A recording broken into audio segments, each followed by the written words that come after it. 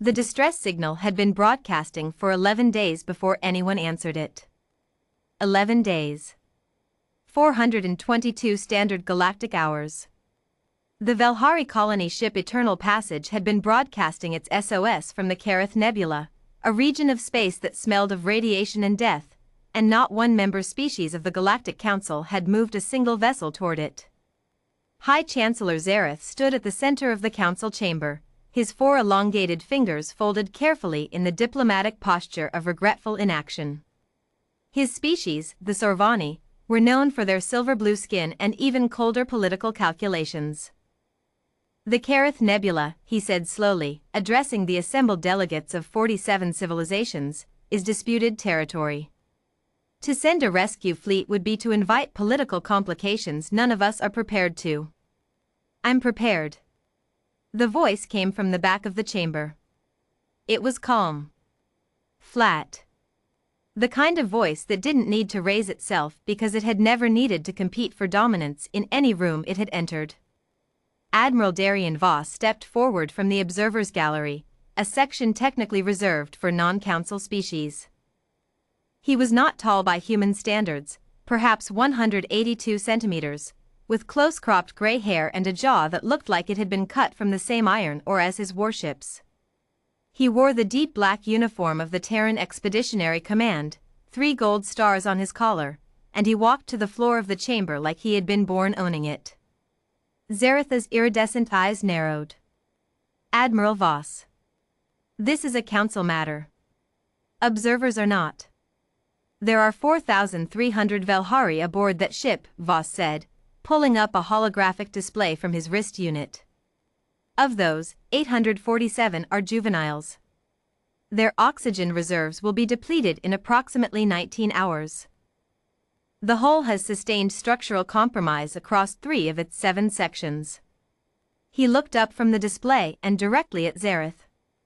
I've already received authorization from Terran Command. We're going in. The chamber erupted.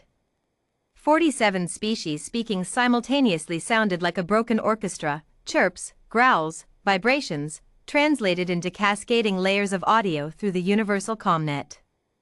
Zareth raised a hand for silence, his face a diplomatic mask cracking at the edges. The Kerith Nebula falls within proximity to Dravith Syndicate space, he said carefully. An unauthorized entry by Terran vessels could destabilize the entire border region. Then I suggest you get the Dravith Syndicate on a comm channel and let them know we're coming through, Voss said. We depart in 4 hours regardless. A Rilthian delegate, crystalline, refracting the chamber light into tiny rainbows, floated forward. Admiral, with respect, the Kerith Nebula poses extreme navigational hazards. Electromagnetic interference. Gravity anomalies. Subspace distortion fields. Your vessels were built by people who grew up on a planet that was actively trying to kill them, Voss replied. We'll manage. The TES Ironbound led the formation, a Terran dreadnought of the Goliath class, 4.2 kilometers of reinforced hull plating, magnetic shielding rated for stellar proximity, and enough firepower to rearrange geography. She was flanked by 6 destroyers, 2 medical frigates, and a rescue carrier that had been specifically engineered for exactly these kinds of operations. Lieutenant Commander Joe Meny, Chief Navigation Officer of the Ironbound, had been awake for 31 hours when they entered the nebula's outer boundary. She sat at her station with dark circles under her eyes, 3 empty coffee bulbs floating in 0G beside her station, and an expression of absolute focus on her face. Gravity shear on bearing 042, she announced, her fingers already adjusting the course before the sensor ping had finished processing. Compensating. Helm, drop to 60% thrust and give me a 2-degree port inclination. 2 degrees port, the helmsman confirmed. She had grown up in the asteroid mining communities of the Outer Belt, places where miscalculations didn't result in a failed grade, but in a hull breach, in a family not coming home. Navigation wasn't just math to her. It was survival instinct encoded into muscle memory. Contact, called Sensor Officer Dai Hiwo from across the bridge.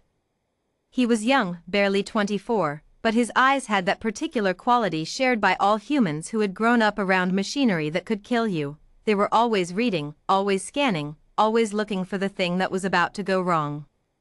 The Eternal Passage? Voss asked from the command chair. Yes, sir. Section 4 is venting atmosphere. Sections 2 and 6 have lost structural integrity containment. Hiwo's face was steady, professional. They've got maybe 14 hours left, not 19. The deterioration rate has increased. Voss was already on the calm medical frigate's Mercy and Resilience. You are cleared to advance to rescue position. Rescue carrier absolution, prepare deployment teams. Full EVA protocols, that nebula is radiating hard. Admiral. It was the voice of Valhari Captain Ara, coming through on the distress frequency, raw with static and something that translated loosely as shocked disbelief. We did not expect, we were told no one was coming. Someone's always coming, Voss said simply. What's your most critical need? Section 4. We have over 300 crew sealed inside with no life support. The emergency bulkheads held, but they will fail in. We see it. We're on it. The rescue operation lasted 9 hours. 9 hours during which Terran EVA teams in hardened suits moved through the radiation-soaked wreckage of the Eternal Passage like methodical ghosts, cutting through collapsed bulkheads with plasma torches, moving in teams of 2 and 3 through corridors that the Kerith Nebula was actively trying to destroy. Lieutenant Crew Sene, a broad-shouldered woman whose family had been atmospheric miners on a tidally locked moon, led Team 7 into Section 4. The radiation counter on her suit was screaming numbers that would have hospitalized most species in the galaxy. She ignored it. Move, move, move, she said through her team's calm as they cleared debris from a collapsed frame.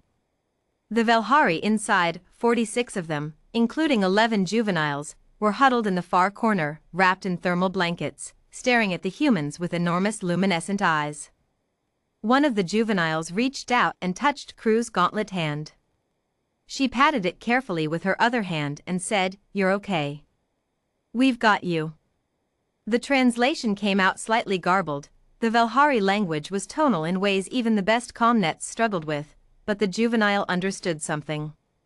It wrapped both of its small hands around her gauntlet. She carried it the whole way out. Back in the council chamber, the feeds had been broadcasting live. High Chancellor Zareth watched in silence as the final count came in, 4,287 survivors out of 4,300. 13 had been lost before the Ironbound arrived, victims of the initial hull breach. Every soul aboard at the time of Terran arrival had been recovered. The chamber was very, very quiet. A Valhari delegate, Ambassador Sori, who had been weeping in the soft bioluminescent way of her species for the past 3 hours, finally spoke. "Why?" she asked. "Not of Zareth. Of the feed. Of the universe. Why did they come when no one else did?" No one answered immediately. Then an old Herathi delegate, grayscaled and slow-moving, said something that had not been spoken aloud in council chambers for a very long time, the truth. Because they are from a world that does not allow its people to believe that distress is someone else's problem. Voss was reviewing damage reports when Zareth's face appeared on the calm screen of his ready room. The High Chancellor looked, for the first time in Voss's experience, genuinely uncomfortable. "Admiral. The Council wishes to formally acknowledge." "Save it for the Valhari," Voss said, not looking up from his reports. Zareth paused.